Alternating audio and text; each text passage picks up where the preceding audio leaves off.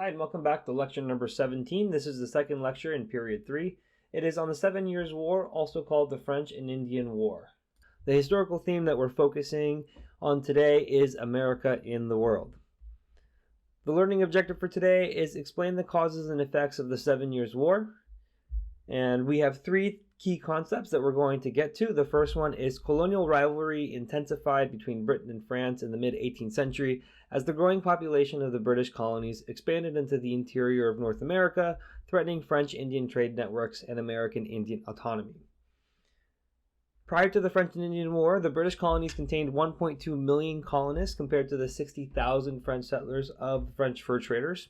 These 1.2 million colonists wanted to continue to expand into Western territories. That's that dark green area on the map. That territory had competing land claims between the French and the British, but was occupied by native groups. Often, each individual colony had a charter that granted land all the way to the western limit of the continent. Never mind that no European knew where that might be, they still were claiming a vast amount of territory. Sometimes different British colonies had competing land claims amongst themselves. Colonies would send out land surveyors to parcel out land, claim ownership, and then sell it at a profit when settlers began to move west. The French expressed their claims by building trading posts and forts that they relied on for their fur trade empire. As British settlers pushed further west, they ran into more and more conflicts with native inhabitants and the French presence. The 7 Years' War breaks out over one of these French forts being constructed in the Ohio River Valley called Fort Duquesne, and the Virginia surveyor that was sent out to express British claims to the French was George Washington. Washington had been ordered to tell the French to stop building Fort Duquesne, where the Allegheny River meets the Monongahela River to flow into the Ohio River. The site is where modern-day Pittsburgh sits and was claimed by the colony of Virginia. The French dismissed Washington and a small emissary party made up of fellow Virginians and American Indian allies.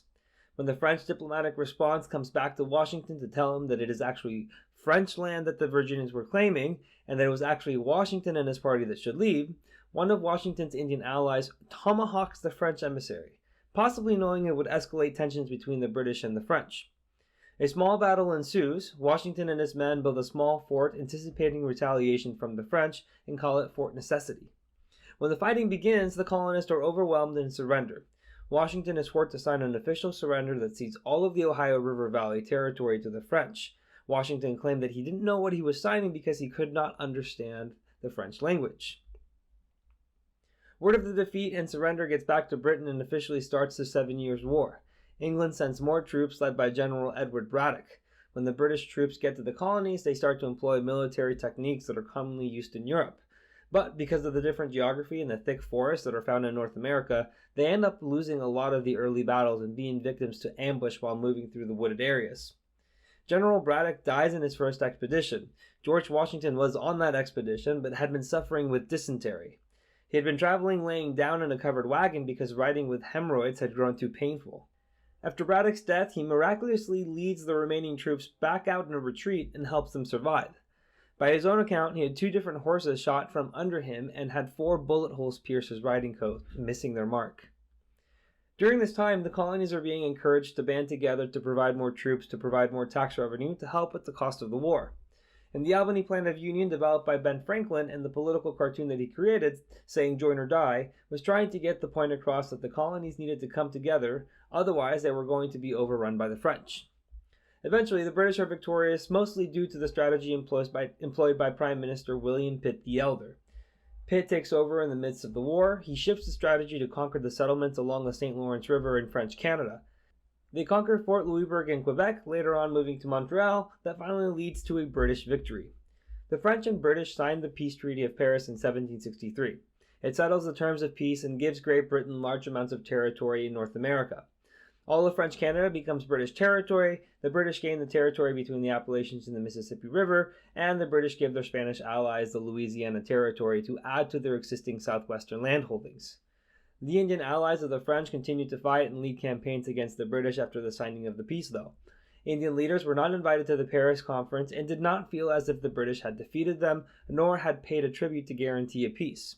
Therefore, they continued to attack British forts until the British guaranteed to limit colonial expansion beyond the Appalachians in 1763. That leads us to the next key concept. Britain achieved a major expansion of its territorial holdings by defeating the French, but at a tremendous expense, setting the stage for imperial efforts to raise revenue and consolidate control over the colonies. So for the territorial gains, Britain gets Canada, Florida, and all the territories east of the Mississippi River. Spain, who had allied with Britain, gets all of the Louisiana Territory and cede Florida to the British.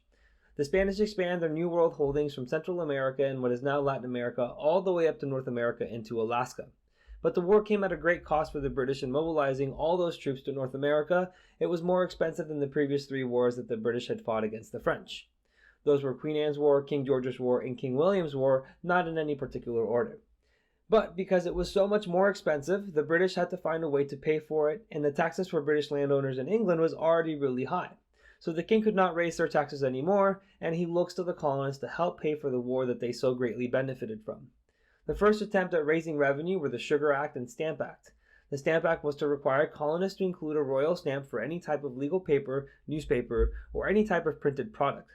Depending on the product, the stamp had to be worth a different amount.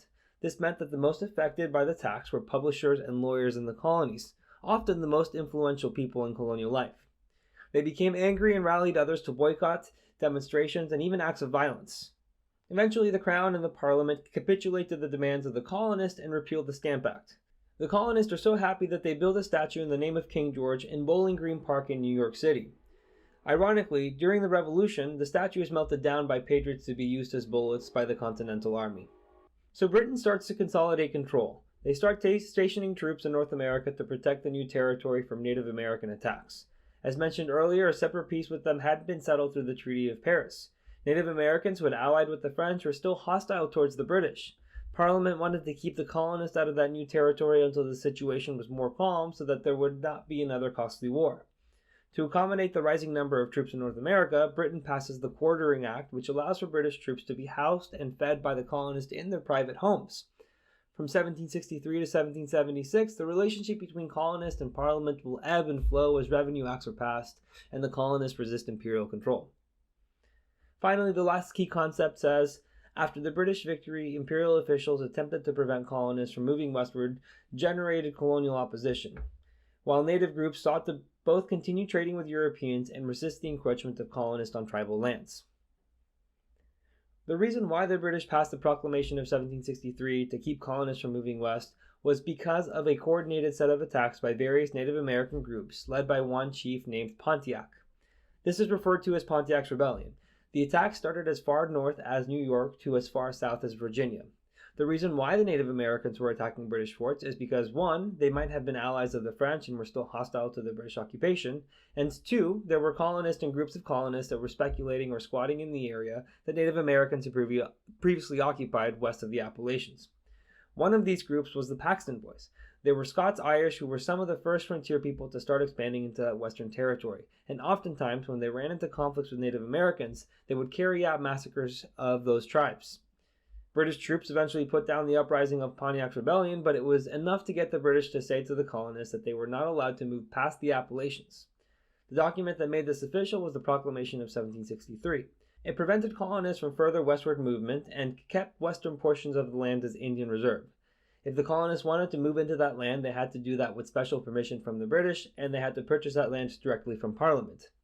Obviously, the colonists are angry about this because they had just spent the entirety of the war fighting so that they could move into that land. Some colonists that speculated on land, like George Washington and Thomas Jefferson, already had thousands of acres that they claimed and were waiting to sell. So it's as if the Parliament had frozen millions of pounds worth of assets from some of the most influential colonists. This will be extra motivation in the path towards revolution. Alright, so that's it for this lecture. Here is your recap. The 7 Years' War erupted as a result of European rivalries in North America. The British won despite a slow start. The most decisive war between European powers was the 7 Years' War, and it led to large territorial gains for Britain. There was large debts from the war as the cause for revenue-raising efforts by Britain, and natives sought to maintain autonomy through Pontiac's uprising, and that was successful in at least shifting the British expansion policy. Thank you for watching. If you would like to watch the next lecture, you can click on the video link on the screen. And if you are looking for more practice to help you on the AP exam, you can visit APUSHslides.com. I wish you the very best in all of your studying and look forward to seeing you back on the next lecture.